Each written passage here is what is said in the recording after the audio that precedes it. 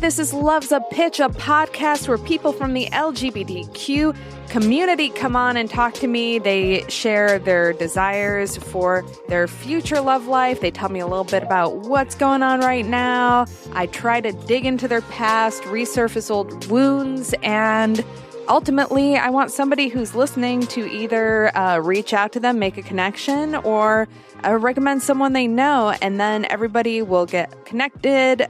The community will grow, flourish, because we'll all be in love and happy, and our endorphins will be going, and then we can take over the world.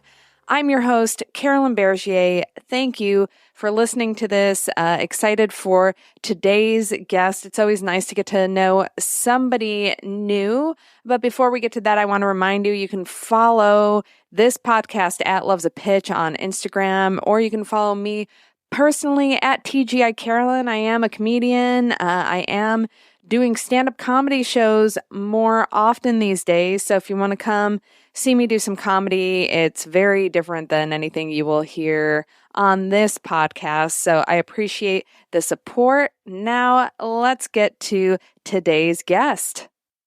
Olivia Titus, welcome to Love's a Pitch. It's so good to have you here. Hi, thank you so much for having me. I'm so excited to be here. We're meeting for the first time, and I don't want to jump into anything that might be a reveal on your pitch, so we can cut this out if that's the case. But sure. As somebody who works in reality TV, how do you feel about talking to me, a Bravo influencer?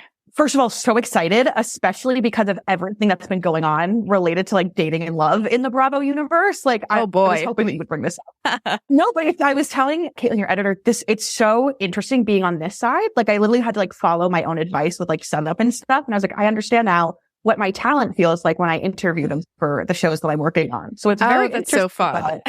Yeah. Well, we'll have plenty of time to get into all of that. Let's just start off. First off, how do you identify?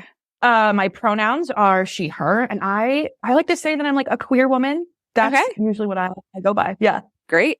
And let's get into your pitch. Tell our listeners why you think you're a catch. Yeah. So my pitch does start with, my name is Olivia. In real life, I'm a reality TV casting and development associate producer. So I am aiming to make my life the queer bachelorette that we all deserve, but have yet to see on our screens. We're working on it. There are people on the ground, trying to work on it. I am super family oriented. I come from a family where the number of people in the LGBTQ community are starting to outnumber those who are not in the community.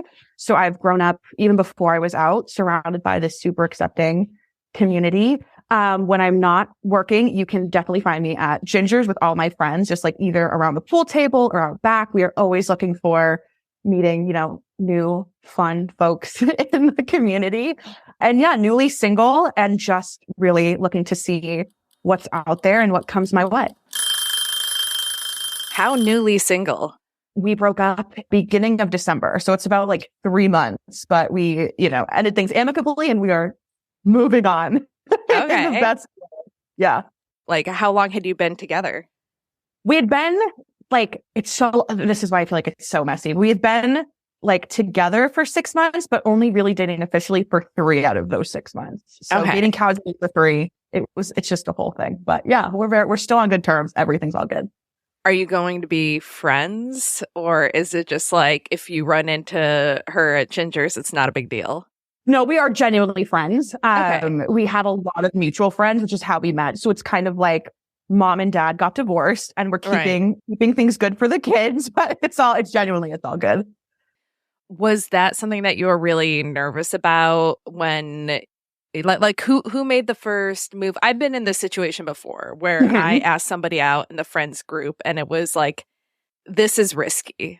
It's very nerve-wracking. I think the one thing that we did that made it really successful from the jump is even before we moved our friendship from platonic to romantic, we were here are the ground rules. Even if this nosedives and the Titanic sinks or we hit the iceberg, these are some boundaries that we're going to have in place so that we can make the transition out of our romantic relationship as smooth as possible. And so far, I mean, it is a breakup, but we both have made efforts to make it as successful as possible and to not make it like our friend's problem. So we're hanging out in a couple of weeks with all our friends. Like it's all good. We'll be good to go.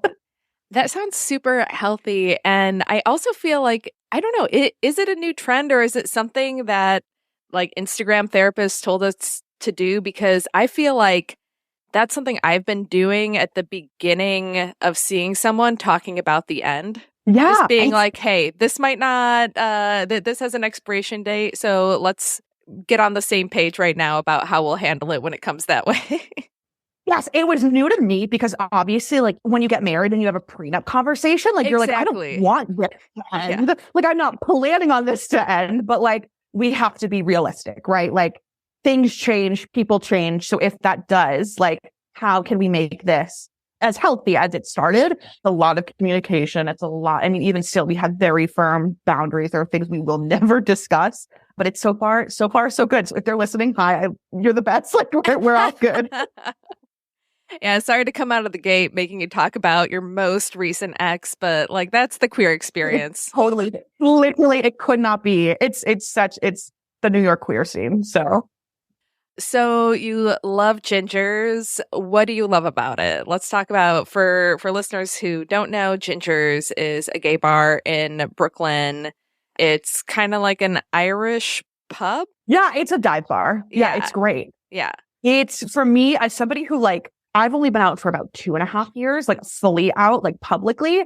And so that's like one of the first places I went to kind of like build a community because all my queer friends are out of state. Like they're my hometown friends that I've grown up with. I lovingly call them like my founding fathers because they've been out since like high school.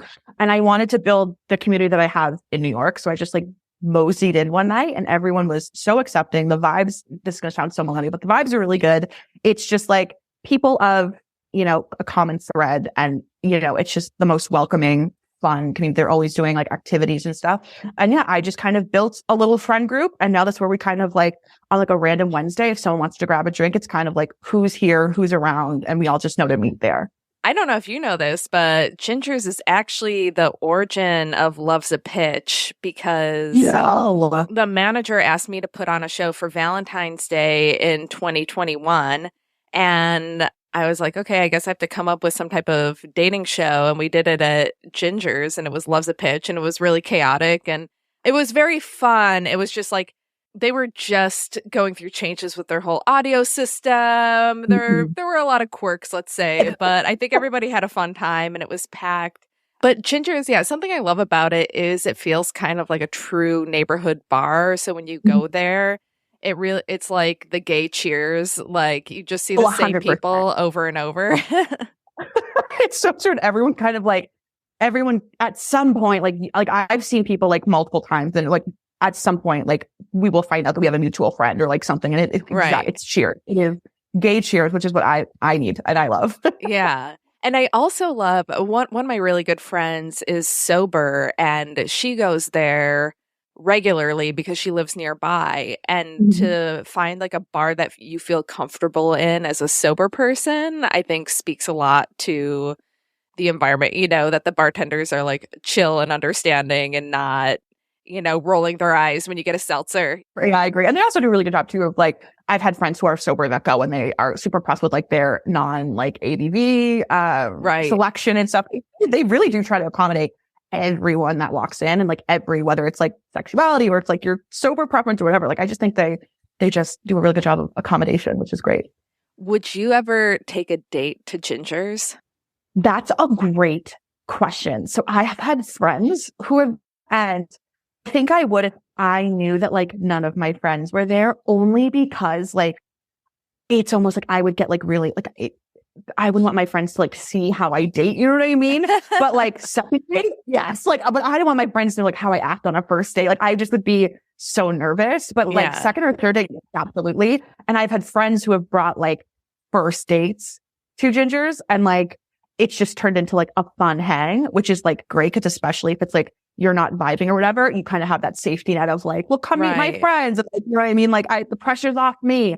But for me personally, when I'm on a first date, I want to get to know someone. I want to have like as little distractions as possible. but like, have I kept it in my back pocket of like somebody wants to like hang out and continue whatever, and I'm not necessarily romantically interested? Yes. I'm like, okay, let's go to Ginger's because I have friends that are there and like, we can continue on in a different direction. Yeah. Yeah. It's tricky because it's like, it always feels nice to be in a queer space where you don't have to worry about just like the energy of straight cis men. I don't know. I've gone to places where I like forgot how overwhelmingly bro-y they were like on a first day. And then I'm like, this energy is so distracting. But then you don't want to be at a gay bar that you frequent regularly because also people are just constantly coming up to you to say like hi or and like interrupting. You have to like, my friend who's done it, like she like has a full signal. And like if the date's going well, like it starts to approach, like she'll give you the signal. We'll be like, oh, okay, we're gonna reel it back. Like I love it. Stop by later. But like, yeah, that's exactly. I would have to have like a full, like if it's going well, being like, right, come by a little bit later. Like, yeah, but that's the only thing I'd be worried about. That's so funny. What is your type? Do you have one, or are you still exploring that? My type, that's a great question. I think my type, normally I go for more, like I like being the most femme. Like that's where, I don't know, I'm not really attracted to other femmes. I don't know why. Like if you have a makeup routine that is longer than mine, like it's just not going to work. And I don't know why.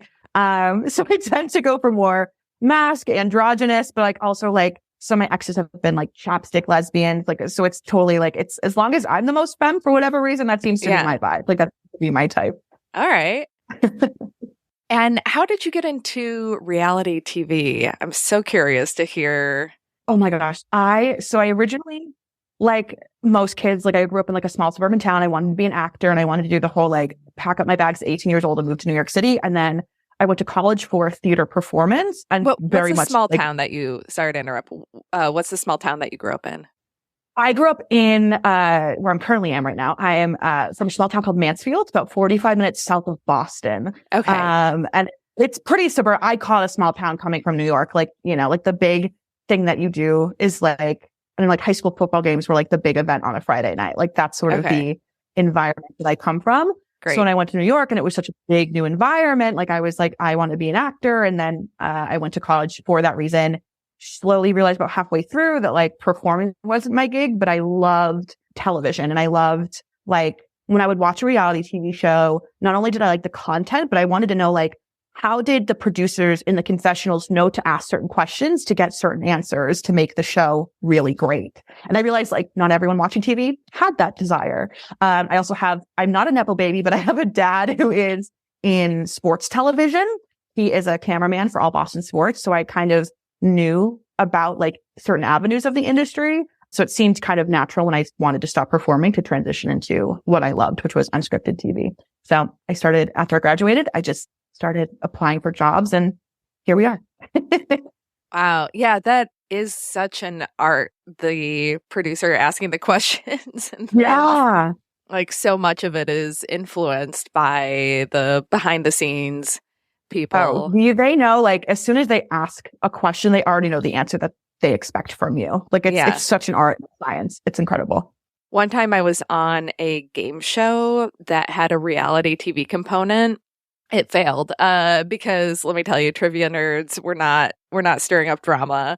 But they were trying to, and these poor producers were like pulling it out of you. Yeah, they were like trying to see if there was going to be like a fling between me and one of the other contestants. And I'm like, I'm gay. Like, and I think that was very clear in my audition. Like, look at the notes. You're like, read the room, please. Like, whatever you're trying to make happen. And that happens all the time, too. I feel like sometimes people try to put like a square peg in a round hole and it does not translate well. Like, as an audience viewer, you're like, what are they doing? Right. Like, this isn't going to work. Right. What are some of your favorite shows? Oh, like in that I watch or that I've worked on? Both. Oh, okay. Well, I would say I did Cash Cab on Bravo. For one season. That was really exciting. I did the TV show Maury. That's how I started my career, which is just like, that was the best kind and chaotic. And it was amazing. I would say I've also done like Indian matchmaking. That was really exciting. And then I've been doing a bunch of like game shows recently. So I'm currently working on Lingo with RuPaul, which is just so much fun. And then as a fan, I live for like any TLC reality show. Like I love Your 90 Day Fiance. I love 1,000 Pound Sisters. I watch everything on Bravo, quite literally everything on Bravo, because I think that they are just like trailblazers in the industry. So I love Your Vanderpump. I love Summer House, all the housewives. And then, yeah, I think that's really all I watch. Like I try to like keep up with the industry, but those are my, like, if I'm turning on the TV, that's my bread and butter. And how did you fare with the Vanderpump new? I mean, by the time that this episode comes out, who knows what will have evolved from there. But it happened while I was truly at work, and like I literally thought like a relative had died, because three different I was in three different group chats, and all it said was like, "Did you hear the news?" And I was like, "No, like what news am I supposed to know?" And then when I like started reading everything, like I was just in shock because I didn't see it coming. I've been watching the show for years. I'm a huge fan. And I was like, oh, it threw me for a huge loop. So I can only imagine like everyone else, someone who's like in the industry, like, no, this is like, they're scrambling right now to like get cameras up and to catch they can that they've already missed. So this is huge. This is huge. Yeah. I mean, I don't watch the show, but so many people in my life were posting about it. I'm like, I've never witnessed like a reality TV.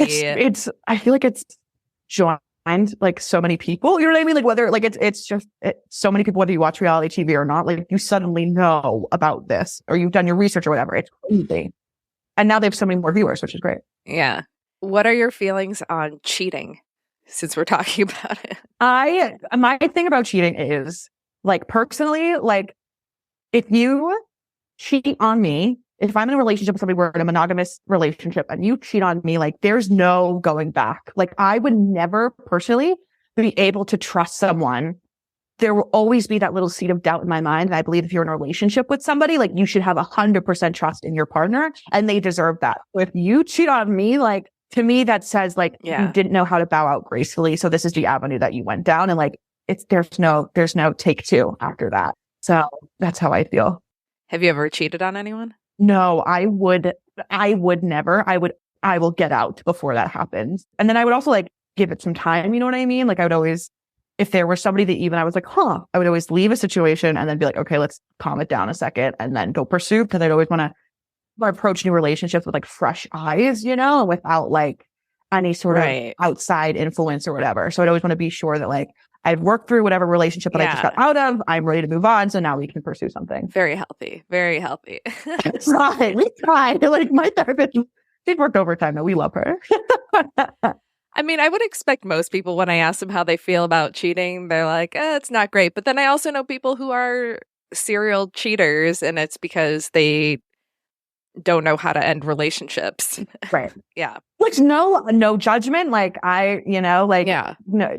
If you have done it, I'm not like, you are the worst. No, absolutely not. Like, I understand that sometimes things don't always happen the way people would like to. It's just not something that I want. No one wants it, but it's just something that I put up with or I would tolerate. Right.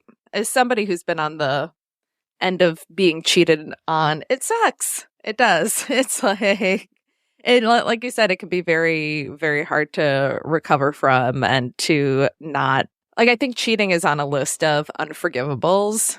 Like, I don't know if the list is that long. I feel like I can be very forgiving, but that one, especially having had the experience in like my early 20s of having gone through it, I know that like, no, this will just be like prolonged misery trying to get through it. Oh, it's like I have friends who like are friends or people just in my social circle who have been cheated on and then they try to give it a second chance, and good for you. Like you are really like, you are a much better person than I am. It takes a lot on both parties. I just don't know if personally I would ever be able to get over that. I don't, it was just always, like I said, always be in the back of my mind. Like I would always look at you a little bit like every time you look at your phone, I would be like, what are you doing? And I don't think that's healthy.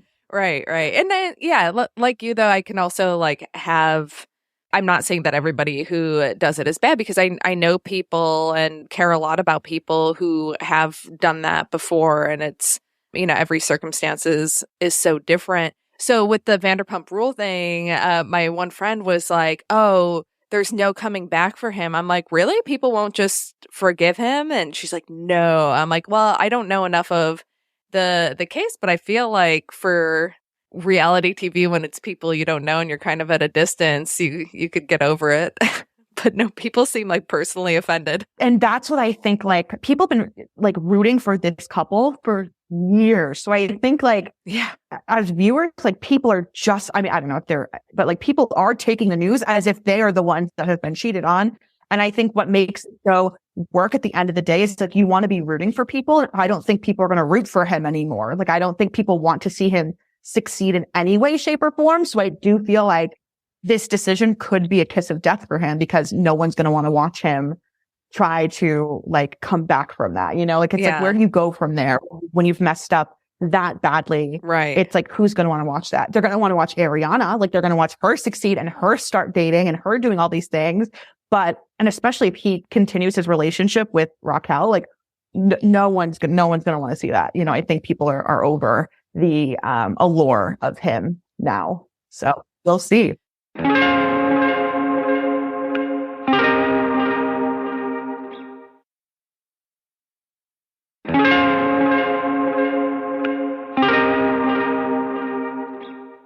Do you have any other unforgivables on your list?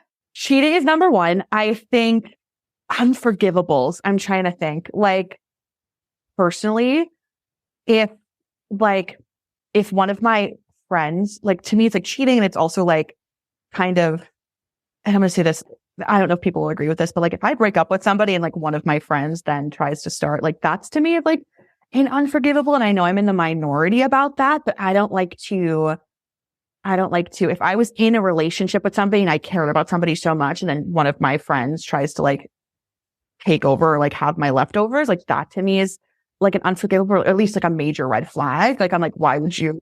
I don't like to sort of like, I don't know what's that saying? Like, yeah.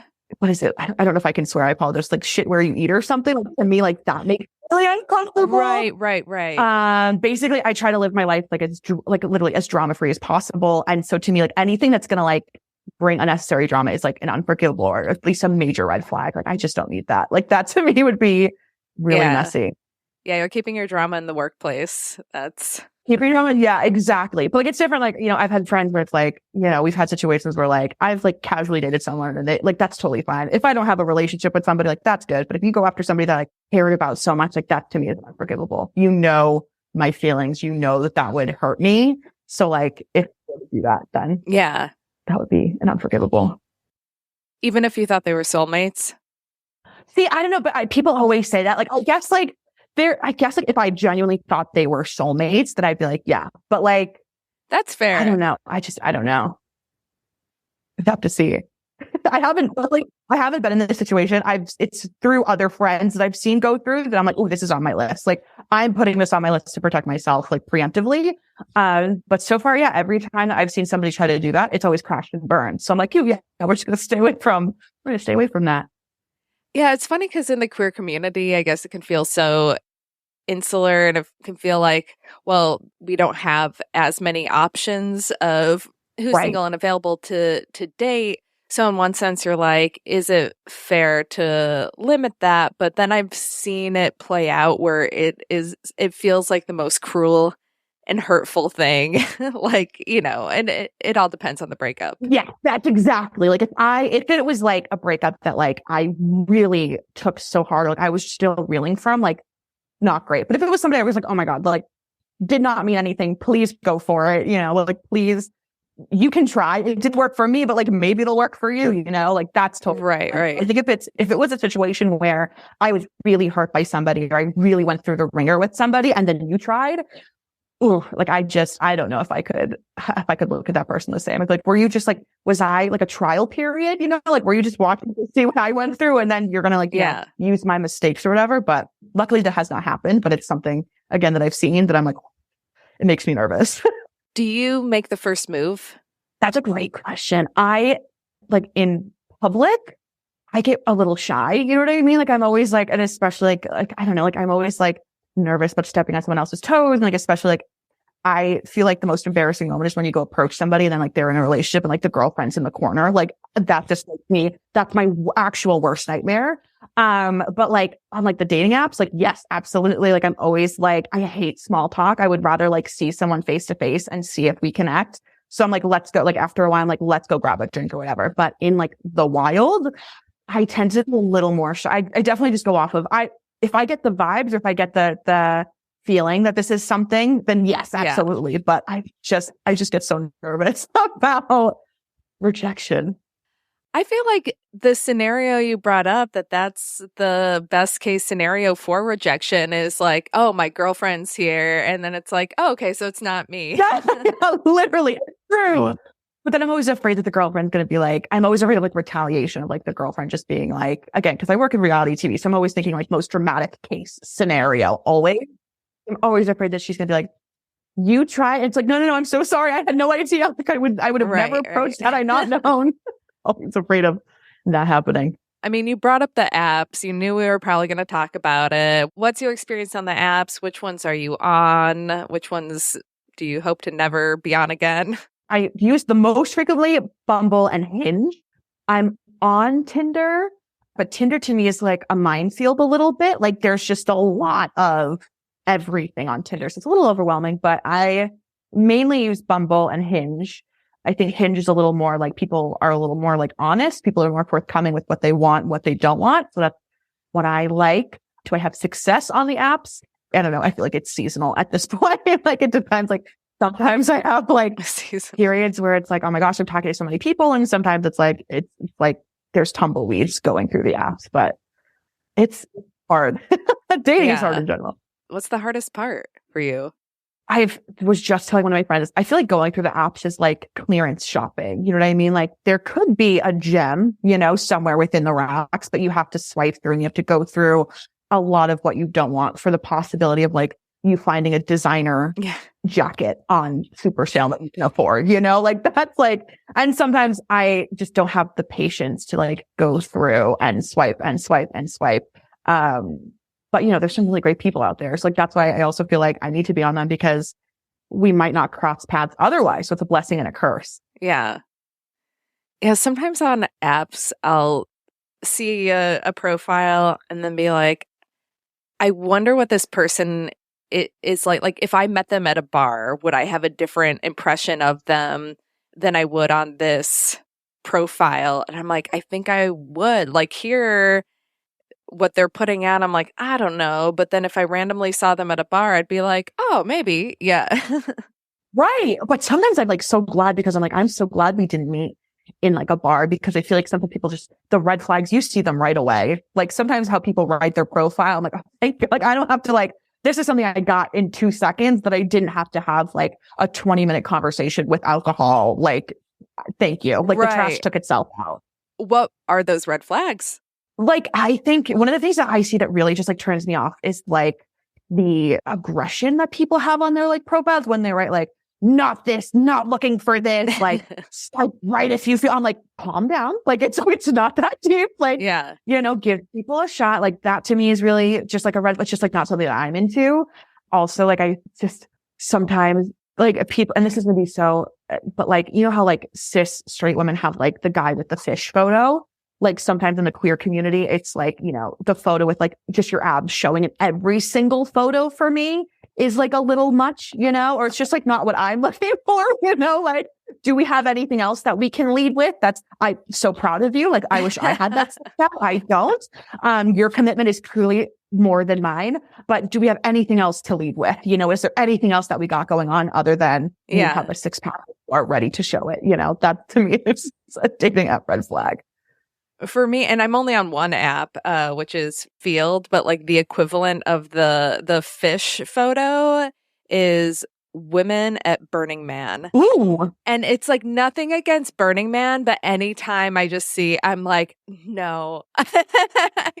I know people who've been to Burning Man, they have great experiences. I've been like curious about it. I'm like, maybe, but I can't with the dust and the sun exposure. But funny. And it's like a lot of planning and oh, I agree. And it's also like you get like one photo, right? Like that's like your one thing and like, show me more. Like I love when people clearly have, which is I get it. Like if you're at a wedding and you have like your full glam and your full makeup, like again, like maybe that's like one photo, but then it's like 7 of you at the same wedding. I'm like, what do you look like in real life? Like, what do you look like? Yeah. Like, and I understand, but I have yet to see a Burning Man photo.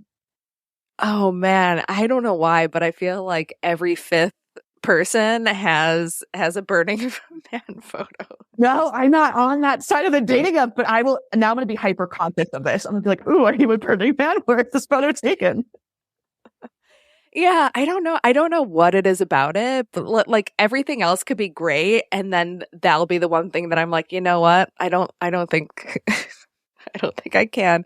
And it feels very unfair. And I hope some burners write in and are like, hey.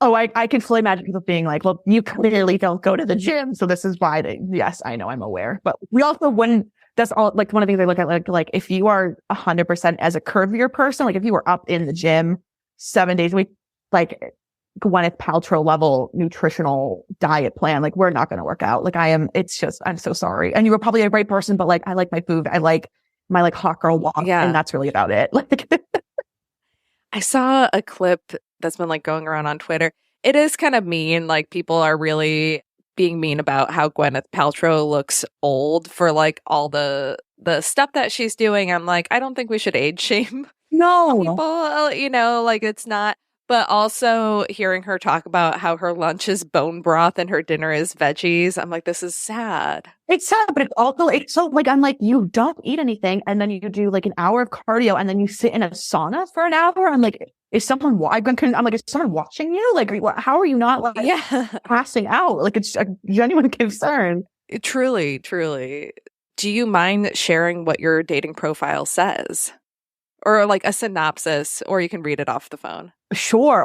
Hold on. Let me, one of my friends said this was a really, again, everything is subjective. Hold on. Let me pull it up. So I have right now on my profile, I pretty much just copy and paste the same thing. It says, fancy seeing you here. Cause normally I see the same. Looking for someone who knows a good thing when they see it. Let's go grab a drink. And then it says Queens by way of Boston. I keep it short and sweet. Nice. All right. Yeah. Do you swipe on people you know?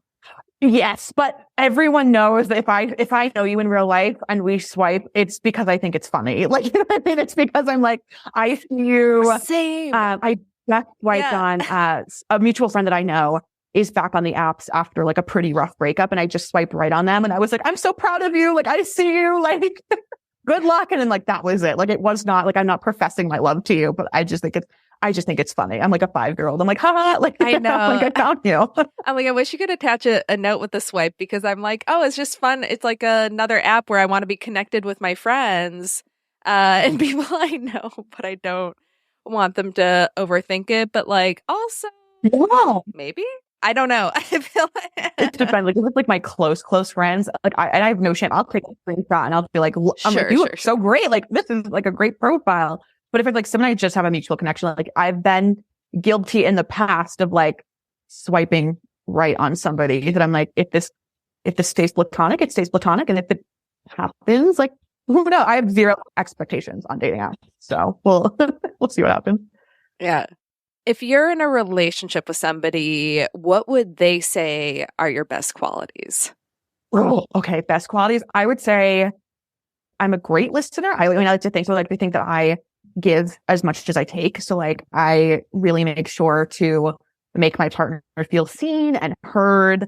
My like love language, and I know this is like people feel differently about love languages, but like in the terms of how I show affection is through like acts of service, is through quality time and things like that. So I really think like prioritizing my partner is something that I like to think that I do really well. Also, it's like never a dull moment in my life, especially with my line of work and things like that. Like, I don't know. I like to think that there's variety and there's fun and there's joy. I don't know. That's what I think I bring to the table. Would you date somebody who hates reality TV? Yes, I have. I absolutely have. And like my family has very strong opinions about reality TV. So I've learned it's not everyone's thing. I totally get that. You know, I understand like just like I've dated people who are really into like D&D and like that's not necessarily like my thing. Like I support you in that. Right. Like that's great. Just as long as I've had people who I've dated who don't like the fact that like that's my career and they feel some type of way, people who work in the entertainment industry. So as long as like you respect what I do, that's all I'm about. Yeah, it's an art form. It should be treated as such. Sure. Thank you. I appreciate think that. So I don't know.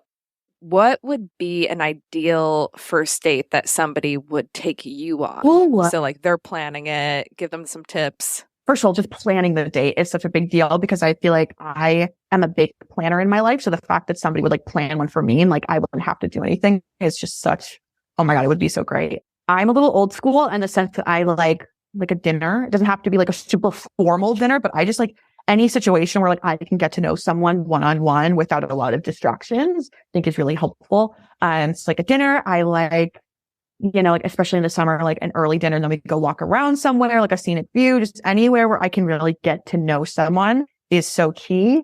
And then also like if I like say something or I mention something like, oh, I like this type of cuisine or like I like this, and then they somehow like incorporate it without me having to ask, like it's incredible. Like 10 out of 10 for me. Love that. What's your astrological sign? I'm an Aries. Aries.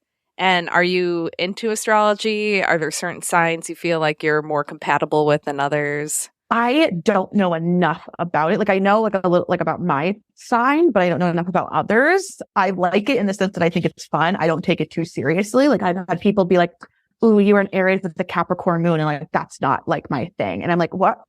Like you're really like people based on that? Okay. I don't know enough to say, but I think it's like quite fun. Aries season is approaching. So whatever that means, I'm really excited. Apparently it's like my prime of the year. So like, that's really exciting. So that means you have a birthday sort of coming up-ish? Literally, yeah. My birthday is March 24th. Are you into your birthday? Are you a birthday person? Yes. And the only reason why I say that is because around my birthday, I'm always house sitting for my parents because they go away. They need someone to watch the house, their dog, and I work from home. So for the past couple of years, I've been throwing like themed house parties. So last year it was a pajama party, and this year, and I promise I have more personality traits than like I work in reality TV. But this year I made it a season 28 because I'll be 28 premiere party. I had all my friends dress up in costume as their favorite reality TV show or reality TV star. And also I'm the child of an event planner. So like any excuse to throw a party, I am there. I turned one of my closets into a confessional and like put my laptop up and had my friends like record like their confessionals. Oh my God. I got some really juicy stuff. I have an hour of footage I have to go. It's so great. So yes. So I, as much as I like to say like, no, I'm not a bird. I'm just so low key. I am not. I like any excuse to throw a party and hang out with my friends and just have a situation that's not like we're going out to a bar or we're going out to a restaurant. Anything that I can make different is what's going to happen. But I'm not obnoxious about it. I promise I'm not obnoxious about it. It's really fun. Can you throw that party again, but in New York, and invite me? Because that sounds like the most fun party. Oh, I love a 400%. theme party, but I've never been to one that's like reality TV and with a confessional, and that I'm in love with that. I'm not even that big a reality TV person, but that sounds like so much fun. My friend, I have the best group of friends. Like they also aren't super into reality TV, but like my friend came dressed head to toe as Judge Judy, like fully like made with the ring. Like it was so good. Her husband came as Guy Fieri, also came. Oh my God. Rest of the nines. Like yes. So as you're cut. We're hosting this. We'll do a reality TV loves a pitch collaboration. We'll do it at Ginger's. Oh, They're always so looking excited. for new events. Let's just do a reality TV party at Ginger's. I'm serious. I'm so down. If you need tips, like I'll bring the props. Like we're good. Like we've already worked out the kinks at this point. So like it's ready to go. It's blocked and loaded. Oh my gosh, that's so funny. Okay, I love that. Well, where can we go from there? That's a great place, I think, for us to stop. Yeah. So what kind of people do you want reaching out to you? Like, in terms of, I don't know, like, do they have to be New York based, age range, that kind of stuff, genders, whatever you want, and how should they reach out to you? I would say at this point, like, as long as you are not a cis straight man, DMs are open at this point. Like, let's see what happens. I'm single now. End goal is like a monogamous relationship, all of that. Like, I definitely this seems to be important as the older I get. Would love to get married, love to have kids, would love that. So that's super important. Yeah. As far as like aesthetics go, no preference. And then you can find me both on Instagram and TikTok at Olivia Titus Official. Amazing. Olivia, thank you so much. And I hope your DMs are filled with really fun, lovely people who are going to plan a thoughtful date for you. Thank you. Me too. Let's manifest that. Thank you. I appreciate it. Wow, doesn't Olivia just seem like such a fun and cool person? I cannot wait to meet her IRL and hang out and hopefully have a themed party that, maybe you listening could come to and bring your friends.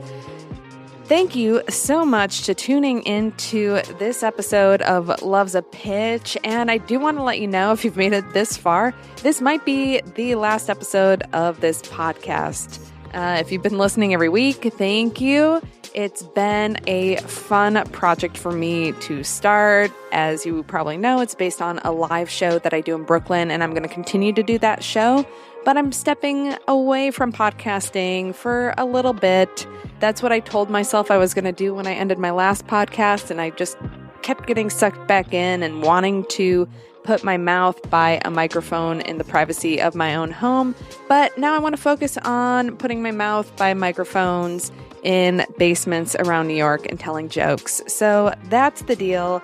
But thank you. You never know when things are going to pop up, though. So continue to follow at Loves a Pitch on Instagram. Be sure to follow me at TGI Carolyn on Instagram and on TikTok. I'll be putting stuff up there. And this podcast, I couldn't have made it without the help of my producer, Caitlin White, who's been fabulous. Music is by Velico. Thanks again. Hope you all have the most luck in love, whether that's platonic, romantic, sexual. Just go out there, get it, fulfill the gay agenda, and be happy.